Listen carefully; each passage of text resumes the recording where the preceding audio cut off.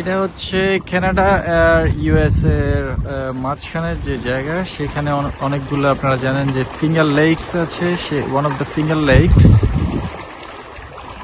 Canada আর USA এর মাঝখানে।